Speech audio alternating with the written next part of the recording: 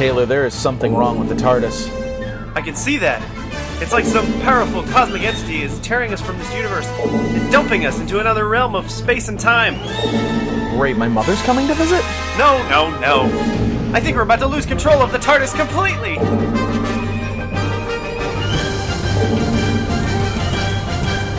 Quickly, open the time vents. Polarize the negative power couplings. Put on that episode of Frasier I like so much.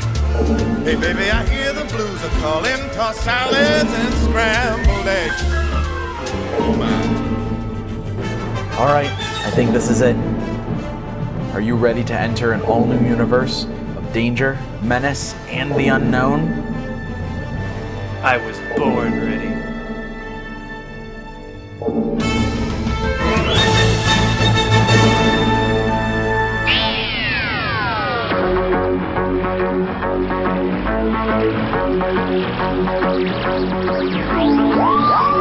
You're listening to Voices from the Vortex, episode 15, Talkin Bout by Regenerations. Broadcast to you, Saturday, September 6th, 2014.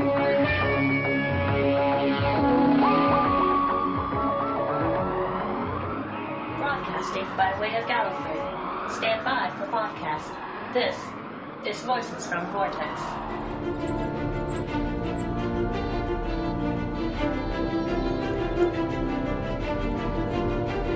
Hey everyone, welcome to Voices from the Vortex. This is Matt. And this is Taylor. Hey guys, if you're listening to this, and I sure hope you are, that everything worked out just fine, and we have regenerated into our new format for podcasting. Ooh, it feels good. Ooh, I know, right? It's a new body. So New shiny. rules. So shiny. Hopefully, a couple things to note right off the bat. You should have heard a whole new cold open to the podcast. That was us on the TARDIS. Mm-hmm. That actually happened. You might not believe it, but the background music was existing in our minds and in the real world too. Yeah, of course. Right there, right away. Yeah. And we're broadcasting from our TARDIS right now. Indeed, through the Vortex, yes. In a brand new area of space and time we've never encountered before. No, not at all.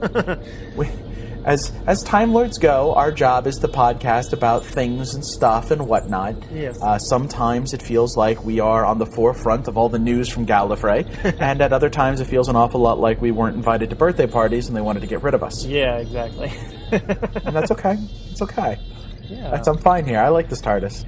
Something else too. Maybe you might have heard it. Maybe you didn't. Our TARDIS did a little regeneration too. New sounds in the background. Yeah, stuff going on over there. We got a little more stuff going machinery going. A little bit of bloops and bleeps. Little bleeps and bloops. Oh, I love bleeps and bloops. They are the best. They go great with whirs and whizzes. Yes. We got an exciting show for you guys. We do. The things you're going to hear in the next hour. We've got a review of, I think, one of the absolute best episodes of Old Who ever from the Troughton era, Enemy of the World. Yes. We've got, what do we got? Interviews and the red carpet at Gallifrey. Gallifrey's return, guys. It's out there, and there are people who are coming to Gallifrey, like it or not, to see the return of the Time Lords. So we got some pretty special interviews with some people out there. Mm-hmm. We're going to have a headline Gallifrey news segment. We're going to keep you up to date all the on updates you need to know on the news that's coming up with Doctor Who, and then sort of what's been happening in the last month or so. There have been a couple of episodes that have already aired, and hey, you know what? I'm saying this now, as I'm sure I will say for the next several years. Wow. So, just wow. Yeah, go check those out. Those will be out before this. Yeah, one, we've already got podcasts on those. So good. Yep. That's not what this is about. No. This is about how we do business, my friend. This is what it be to be a Time Lord. So what it be. You can't see me, but I'm doing this really awesome head bob thing. What it be. Yeah, what it be. Yeah, I can see it. Hey. So, hey, listen, we're really excited, and look, let's get into it. Here we go, and let it roll. Woo.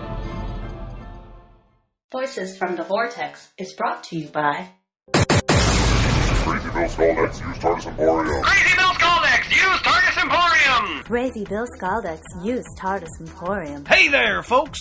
Come on down to Krazy Bill Skaldak's used TARDIS Emporium to get your pre-owned, like new TARDIS. Your time-traveling adventures are just beginning when you pick up a luxury top 40 with all the bells and whistles. Chameleon Circuit. Chameleon Circuit. Negative power coupling. Negative power coupling. And a 3-coat wax that just begs to be admired. Ooh-wee! So shiny. You don't have to be president of Gallifrey to enjoy the luxury of time travel.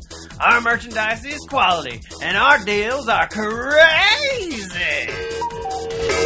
After being rejected from the Martian army for mental instability, I decided to go into the used TARDIS business. And I'm telling you that you'll never get a better deal than when you shop at Skaldak's. Oh yeah.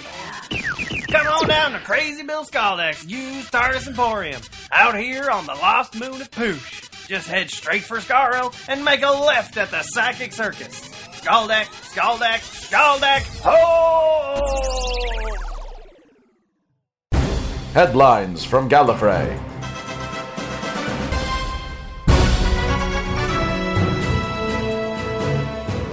DoctorWhoTV.co.uk reports that Capaldi's familiar face will be addressed in a low-key way.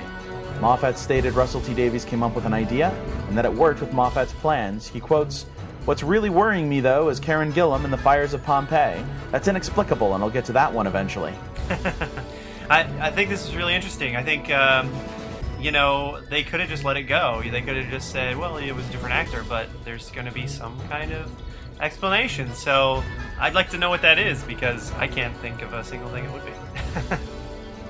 It'd be cool if it was maybe a multiple universe where, like all the previously on Doctor Who faces are all a part of like a Torchwood gang. Colin Baker shows up and he's leading the pack. Yeah, sure, in his Crocs.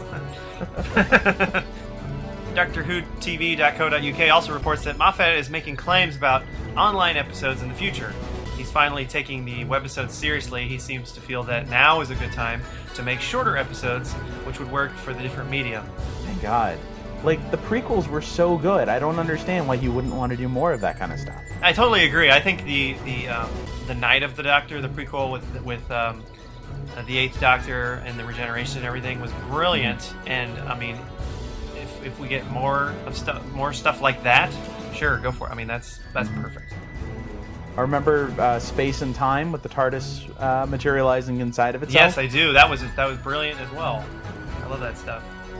See, and they're talking about doing it in shorter intervals, small episodes that could be done in 5 minutes or something. I like. Yeah, those used to just be delegated to children in need sort of specials, but now just put them out. I mean, they're fun. According to Moffat, he would love to see a crossover with both Doctor Who and Sherlock, though he states it's not him you have to convince. Apparently, the cast and crew of Sherlock are not so wild about that form of event, and they'd need the convincing to get the greatest slash-fic ever to happen. I know. The greatest slash-fic ever. I mean, really. I kind of think they have a point, though. I mean, it's fun to think about, but and maybe for some kind of... I don't think it should be canon or anything, you know what I mean? It would have to be some sort of just fun thing. I don't know, you know what I mean? Like at an awards show or something. You could totally do an entire show all done online called Wholock that was just Matt Smith comes back to play the Doctor, and it's him and Benedict Cumberbatch just traveling around solving crime. I don't know, man. I have a feeling Capaldi and Cumberbatch together, man. That would be like... your TV would explode. There'd be too much eyebrow and too much hair. They could share eyebrows, like he could give some to him. That would be nice. Yes, that would be nice for Matt. The Nerdist has reblogged a story about a new Doctor Who-themed restaurant in Beacon, New York, called the Pandorica. It is complete with the exploding TARDIS Van Gogh mural and a TARDIS bathroom. This themed restaurant also features some tasty and desirable menu items like Madame de Pompadour's sponge cake, K9 mini corn dogs, and, of course, fish fingers and custard.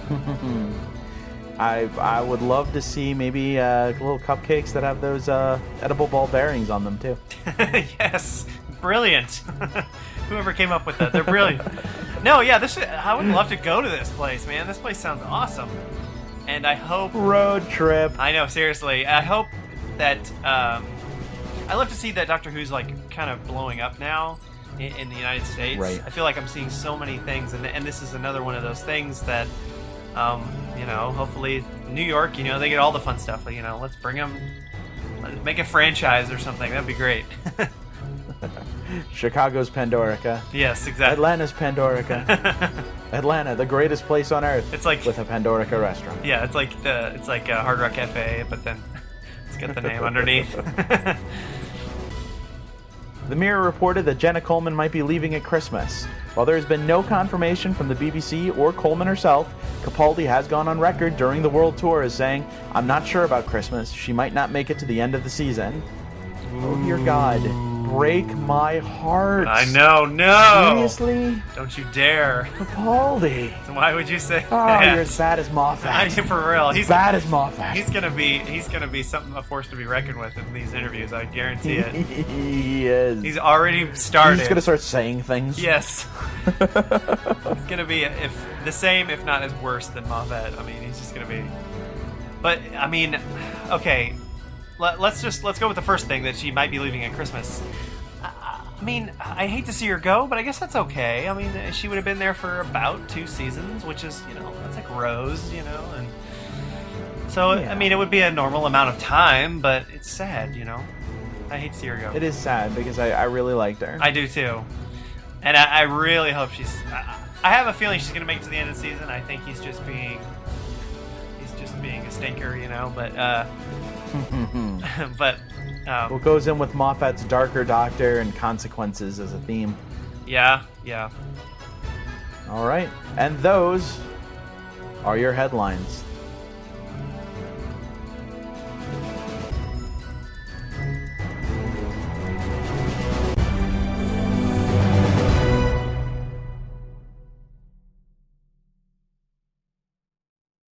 Ooh, finally, we get to watch some classic Doctor. I'm not sure I'm ready for this. Each one is terrifying, more so than the next. It's okay, buddy. I'm here for you. TARDIS, activate classic Doctor Who tape archive. Holodisc loaded and ready for playback. Taylor, promise me something. Anything, pal. I might cry at the sad parts. Don't judge me. Playback in 3, 2, 1.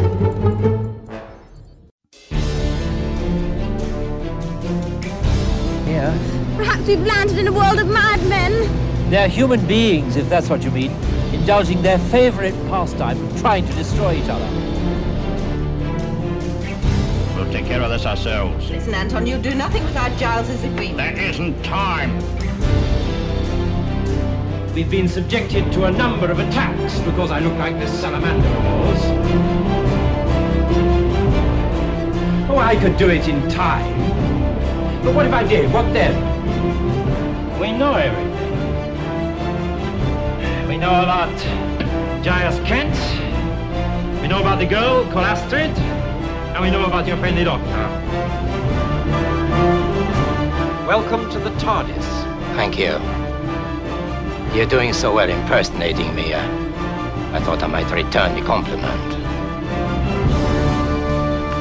And now I'm going to kill you.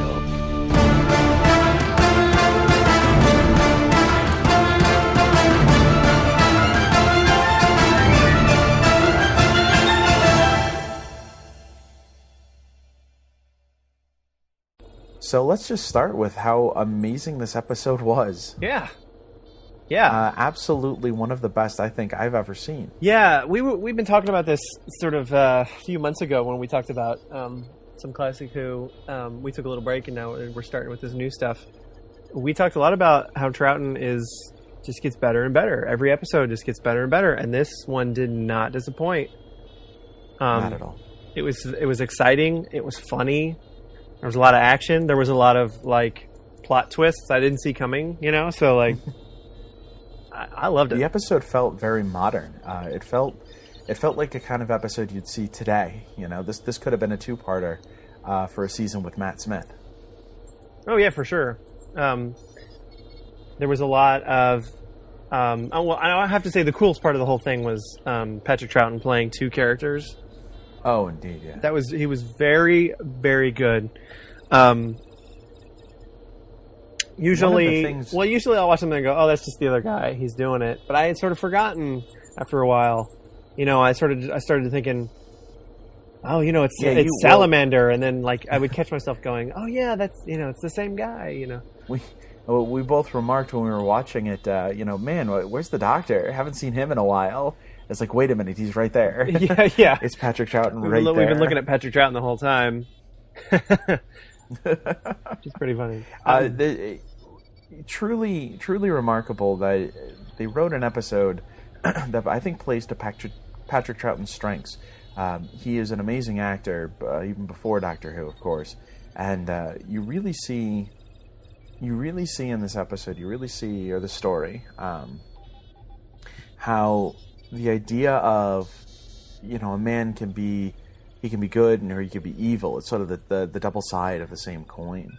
I know they wrote these episodes because they did one also at the Massacre of St. Bartholomew's Eve with Hartnell to sort of showcase the Doctor getting to play someone other than the Doctor.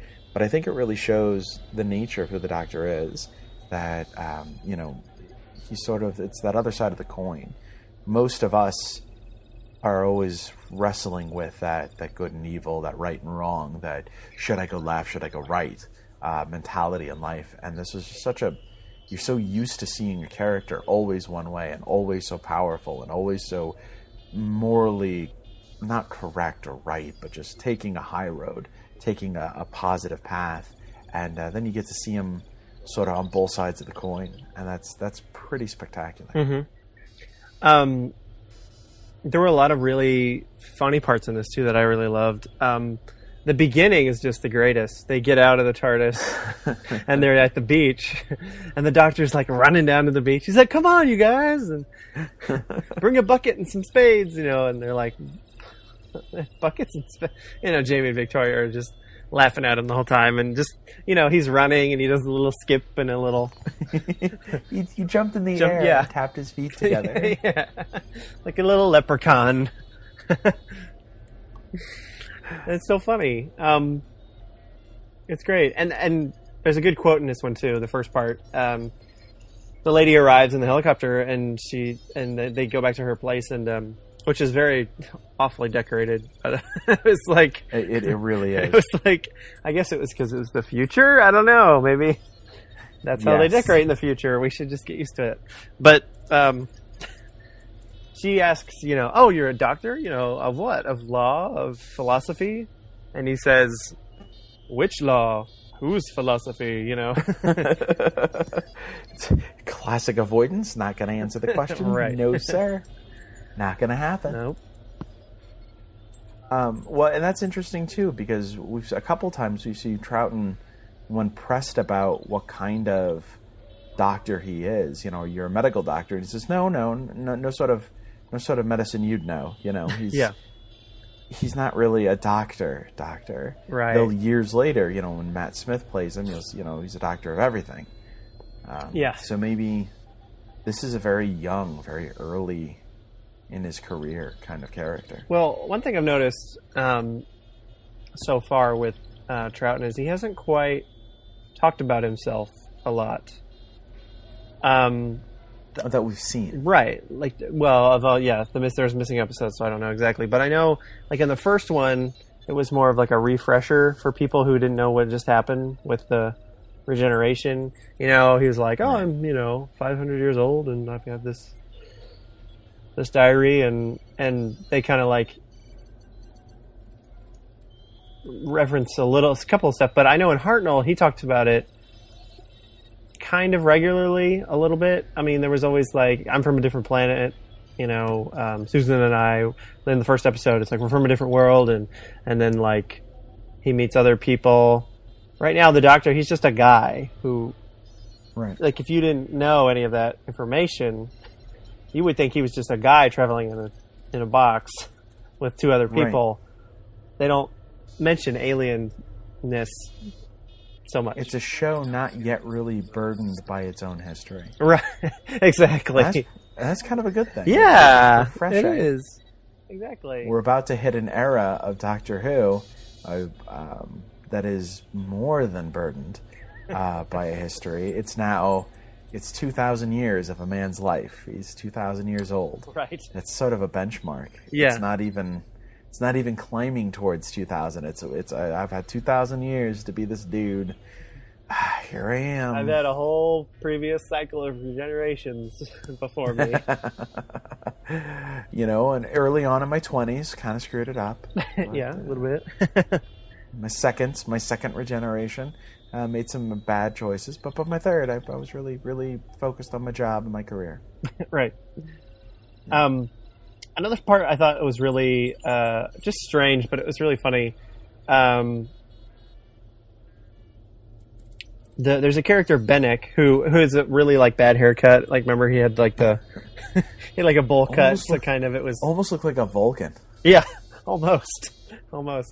But he arrives at I guess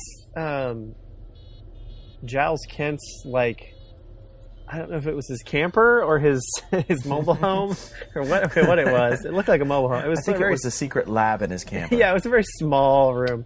Anyway, he arrives and he sort of questions them, and he sort of threatens them by sending in his goon to break his plates in his little kitchen.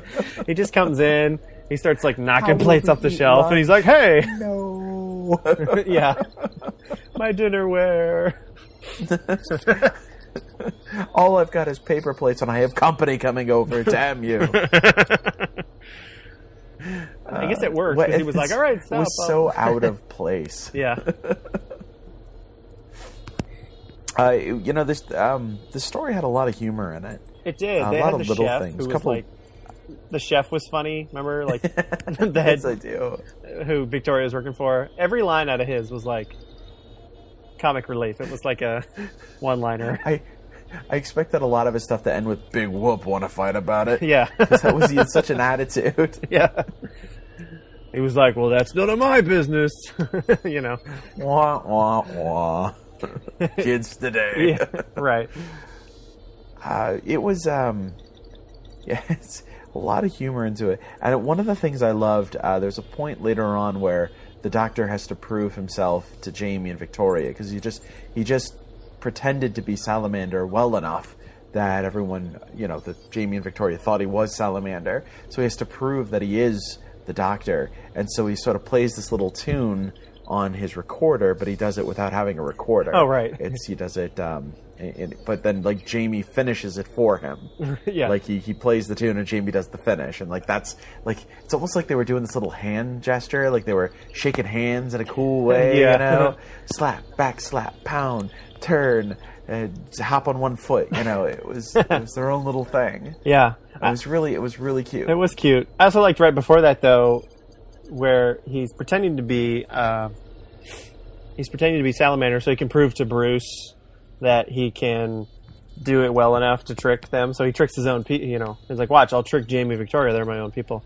So he does, right. And Victoria gets so mad at Salamander, she is about to hit him, and the Doctor falls out of his chair. "Oh no, it's Victoria, me. Don't hit me! It's me." It was so funny. Just him falling out of his chair. And just the instant change from Salamander to him being like, "Oh no!" Back to the Doctor. Yeah. But you're right, and he spends the whole time. He really does right off the bat. He doesn't believe Giles Kent. Right off the bat, he senses motives. Yeah. And it's interesting that no matter how much they keep saying, "Well, look what he does here, and look what he does there," and he keeps telling them, "Well, you haven't shown me any proof. You got to show me proof. There's no proof. You can't. I can't just assume this is a bad person. You're telling me he's doing these bad things, but I don't see it." And while other doctors have the sense of absolute truth in what they see and what they say, it's like they can just know when a person's lying. They just know when it's BS coming out of their mouth. It's like they see through the lies. This Doctor, a lot of times, he doesn't do that. He doesn't. And Hartnell wasn't that way either. You know, there was always this question of, well, how do we go through the scientific method? How do we follow through and figure out if these people are telling the truth or not? And this is a really good explanation, or a good example of that. Right. That he just, yeah. Right. Well, because then at the end, he pretends to be Salamander, and he sort of gets Giles Kent's true intentions. Like, he worked for him, and he was just trying to, like, expose him and sort of take over himself, I think. Or I'm not sure exactly what he wanted, but it turns out he was right. You know, the doctor, he kind of did know what he was talking about. Yeah. And that one moment right there, I didn't see that coming at all. You know, you got it's like a Scooby-Doo. You know, you got the Doctor and Salamander running around. You know, when do they get there? And you just can't assume that one is the other. And then finally they do this one. You're like, well, I'm pretty sure that's Salamander because the Doctor was just in that room or whatever. Right. And then he's like, that's just what I thought, Giles Kent. And he's like, what? It's no way. That was really crazy. They should have had a scene where they were all running around through these doors, right? in one They hallway, should have. In and out. They should have. They did have one by a Cyberman. in the Romans. There's one in that one where it's the Doctor and Victoria, and then it's like Caesar and or not Caesar, but whatever his name is, Nero, and Nero's like chasing Barbara around. You know, it's really funny. And they all keep missing each other, you know, not seeing each other. It's really funny. There's not enough of that. No, there isn't. Finally, one of the big things I just want to touch on. This is the first time, and as far as I know, one of the only times that the TARDIS has ever taken off with the doors open. Yeah, that's really interesting at the end. And that it basically, Salamander got sucked out. Yeah. He was just right out of there. Yeah. Fell into the vortex to be lost forever, which is interesting on its own. The cliffhanger, of course, goes right into the very first few moments of the Web of Fear. But it's, I don't think I've ever seen the TARDIS take off with the doors open. Well, it was interesting because they do it more nowadays. Like an example I can think of is Boomtown with Eccleston, where she comes into the TARDIS at the end, you know, and then she gets turned into an egg. Right. But what I'm trying to say is, like, you don't usually have the villain of the story, especially if it's like kind of a historical drama, or not necessarily historical, but there's no real monster, you know what I mean? Yeah. So the villain's like a person who's like got some evil plan, you know what I mean? They're usually foiled without knowing that, like, these guys are like from the future, you know what I mean? And this was the first time, I think, in at least the old Who, you know, coming from Hartnell to this, where the villain, who was a guy in his own time period, is like, oh, a spaceship, I'm gonna take it. And, you know, he doesn't die by just the means of the time period. He dies by falling into the time vortex. I thought that was really interesting, that it was kind of the first time that had ever happened, where he'd sort of gotten involved in that sci-fi-ness of the whole thing. Yeah. It was sci-fi. You know, you're right. And you don't have that in the Hartnell era. I don't think a villain in Hartnell, a villain never got inside the TARDIS, did he? No. The meddling monk. We keep coming back to the meddling monk. He came in. He snuck in there at one point. Looked around. But I think because it'll happen. It happens a lot more later on.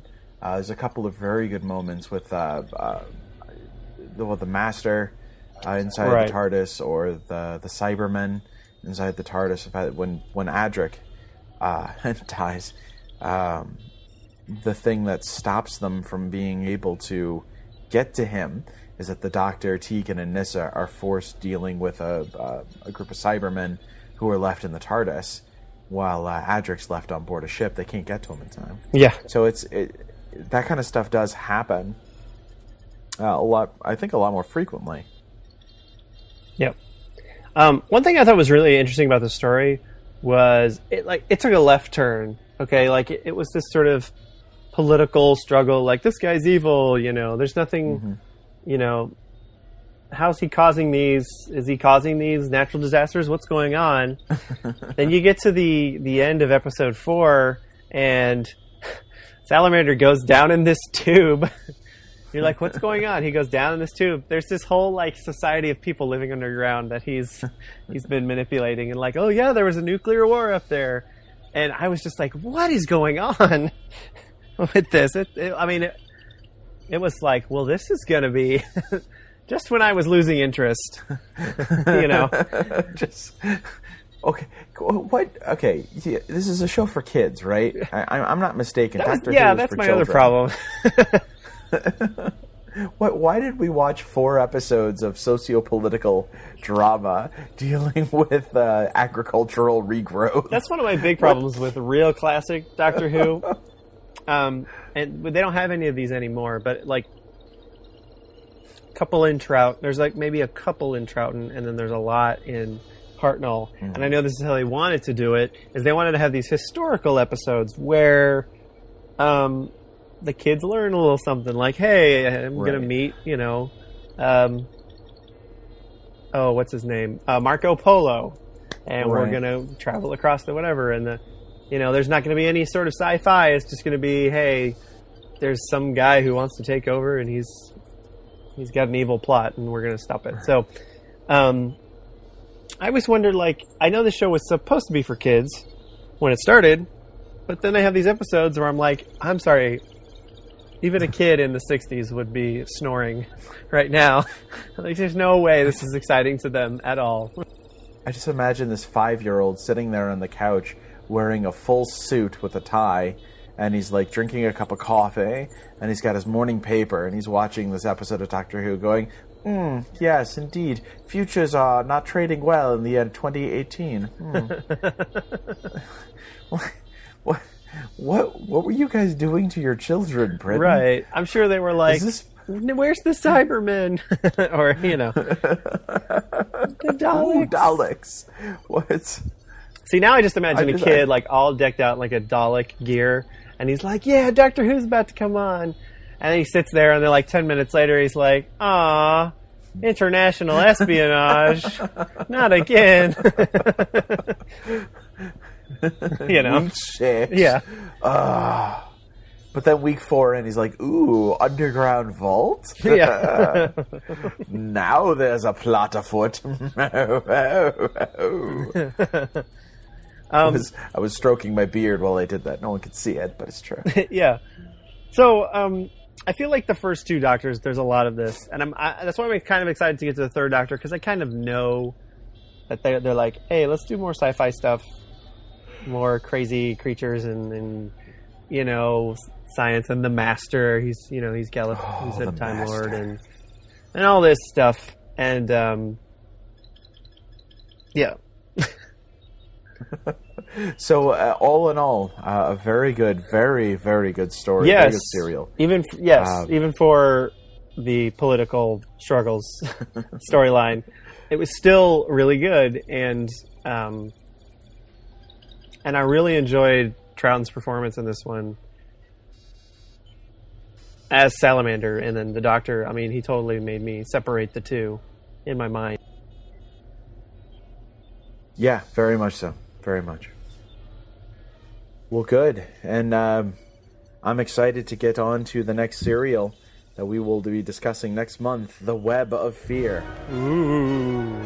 Spiders, perhaps? So Could be. It's a strong possibility. So join us next month when we discuss The Web of Fear here on the TARDIS Theater. Worst name ever. Yeah. Here on on Old Who Revisited. Right, there you go.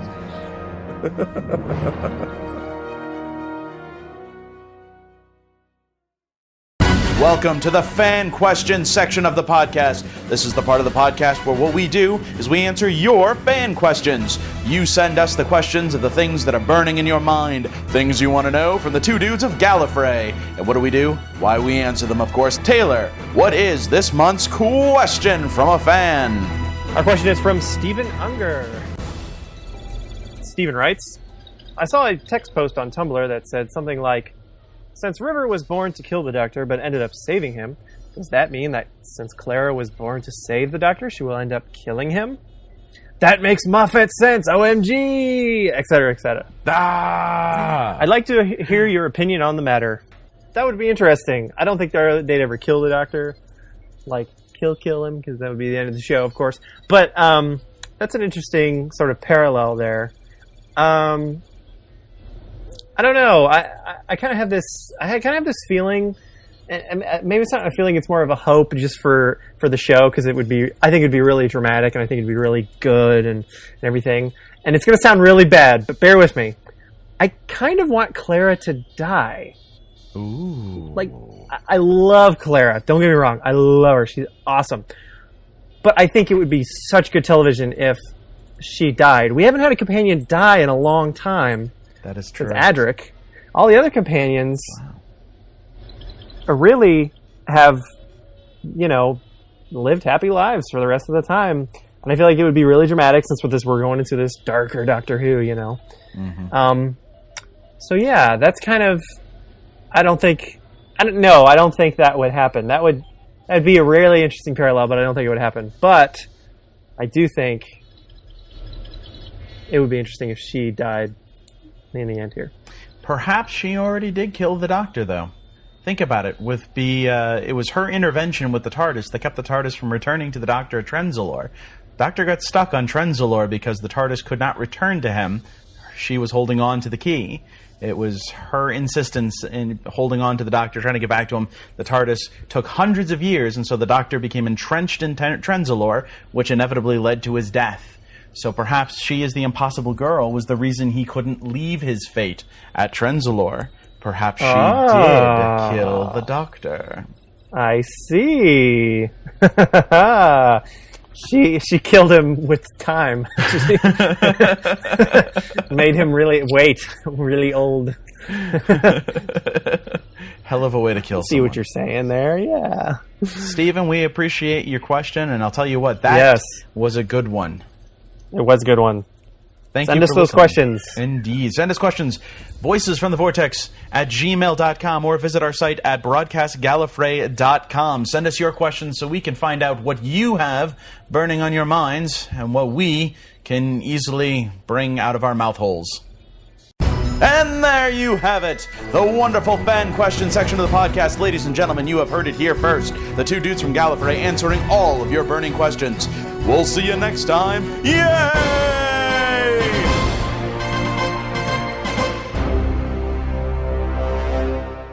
Hello and welcome. This is Matt, one of the two dudes from Gallifrey, and we are here at the Red Carpet premiere event for the return of Gallifrey. Oh, this is a monumental occasion, as Gallifrey has been considered lost for many, many years, but if you could see this stunning beauty behind me, we are indeed standing at the center of all that is magnificent. We're here at the entrance to the Time Lord's Citadel, which has been opened up for just one night to all creatures and all species through time and space. There is so much to see here. Already several of the Doctor's incarnations have walked past, eager, I'd say, to get inside and see the Grand Hall once again. We're hoping that tonight we might even get to meet a whole bunch of the people in the life of the Doctor who've made his adventures so fabulous, so amazing, so fantastic that no adjective can possibly describe how much love and admiration he has garnered. We can see that... Oh my! Here comes someone now. Yes, it is. It's a Judoon soldier. Hello, sir. Excuse me. Can we get a word? We're so glad you're here tonight. Listen, how does it feel to be here on Gallifrey at the return of this spectacular civilization?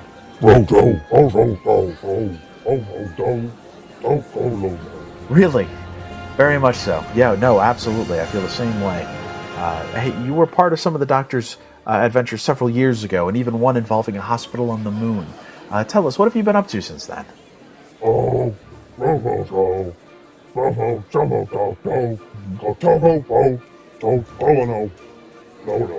Really? With the dress and everything? No. Jennifer Garner. No. That is truly wow. I would never have imagined she would go for that. No. Indeed. I see. Yes, very much so, sir. Listen, I see you're wearing your favorite battle armor. Who made this for you? Do you have a local Judoon designer, or have you used someone else?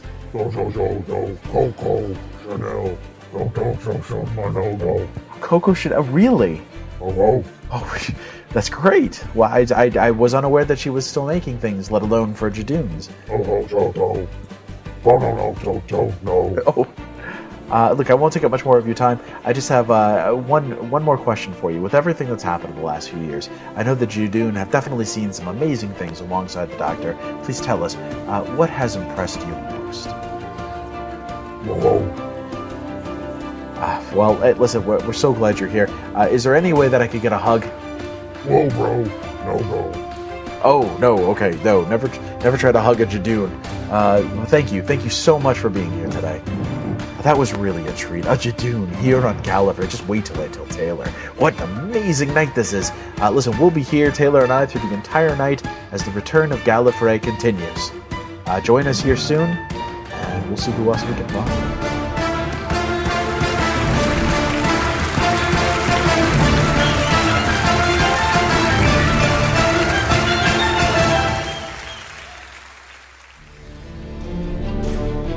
Well, Matt, it's that time. Aw, really? I gotta take a shower? No. I mean, yes, but no, Yay. It's time to say goodbye. Aw. Yeah. We've had fun. Yeah, we did This have has been fun. This good. was a good podcast. This was a great new show. I hope you all enjoyed this new format that we were very excited about. Very much so. Yeah, and just so much more to come. Before we go, I want to kind of talk about a few things. We have a new website. We do. www.broadcastgallifrey.com. Yeah. We are the voices from the Vortex on Broadcast Gallifrey. And this is our official parrot website. Station. Our official website. So this will be the Well, new... and it works hand in hand with, we have the new YouTube channel. Yes. Go to youtube.com/Voices from the Vortex, and you can check out all of our classic Voices from the Vortex episodes. Everything before this one, obviously, and going forward, everything from this one on. Yes, and this Voices is fun from the because Vortex. you're right. This is fun because you could listen to, you can listen to this on iTunes, which maybe you just did. Absolutely. But if you wanted a more enhanced podcast experience, full vodcasting, yes, you can watch this on the YouTube channel, and it'll be more fun that way. So we hope to check do us more out. with some video clips, like whenever we're talking about reviewing and stuff. So. All sorts of cool stuff. Yes. We'll have previews coming up of different events. I expect some pretty cool coming up next year. Should be some cool Taylor and Matt at a Comic-Con. So that's something we're gonna drop in that now. Yeah, that letting would. you know Yes, things are coming. That sounds like a plan to me. So hey guys, listen and join us next time. We got some cool stuff coming up next time. We've got the review of Web of Fear. We've got more red carpet Gallifrey interviews, and maybe some special guest stars. So we'll see. We'll see. We'll see. You never know who's going to show up. Could be a Judoon, could be a Dalek, could be someone who has nothing to do with anything. Just someone wandering down the street. We said, "Hey, you, do you want to be in a podcast?" And he says, "Only since I was 16." So that's creepy, but he'd be there. So you never know. Turn it into a romance podcast. All good /fic is. All right, Hey guys, thanks for listening. Thank you for listening to our very first super duper monthly podcast. We hope you really loved it because we enjoyed making it. So. Hey guys, we'll see you soon. Back, sir, Into the Vortex we go. Here we go. Flip the switch. 3, 2, 1. Blast off.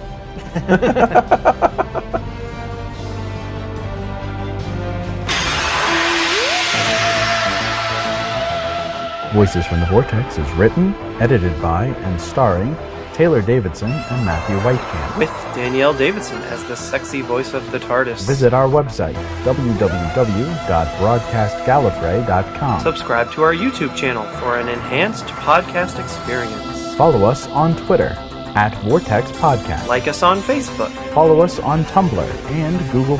Subscribe to us on iTunes, and if you like what you heard, leave a review. Ask us a fan question through any of these media, and we'll answer it on the podcast. Thanks for listening, and stay tuned to the Vortex.